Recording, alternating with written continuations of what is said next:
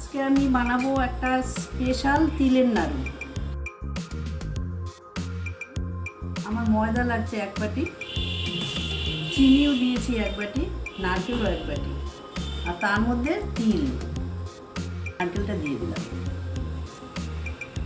এবার আমি এর মধ্যে চিনিটা দেবো, 1 বাটি চিনি। এবার আমি এই ময়দাটা দেব।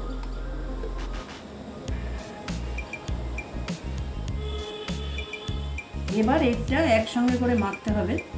এর মধ্যে জল দেব না, যদি লাগে সামান্য তেল নয় ঘি এগুলি দিয়ে মাখা যাবে। এবার এইটা একটু মিশিয়ে তারপরে তিলটা দেব।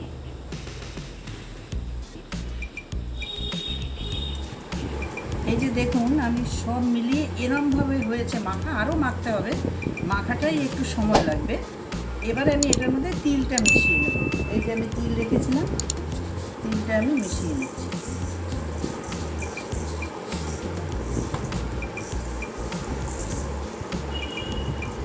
এবার আমি একটুখানি মেখে রেখে দেবো, আরও একটু চিনি গলবে, চিনিটা গললে আবার মেখে নিতে পারবো। এই যে আমার মাখাটা হয়ে গেছে, দেখুন কেমন টাইট করে মেখেছি, এরকমই মাখতে হবে। এবার আমি এর থেকে নাড়ুর মতন করে তৈরি করছি।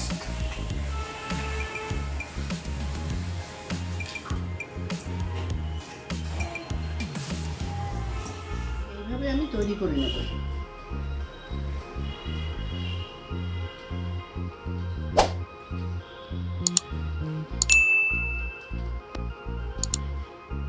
নাড়ু পাকানোর সময় যদি মনে হয় হাতে একটু লাগে, একটু তেল লাগিয়ে নেবেন। এই যে এইভাবে আমি নাড়ুটা রেডি করে নিয়েছি। এবারে আমি কড়াইতে তেল আর ঘি দুটো দিয়েই ভাজবো।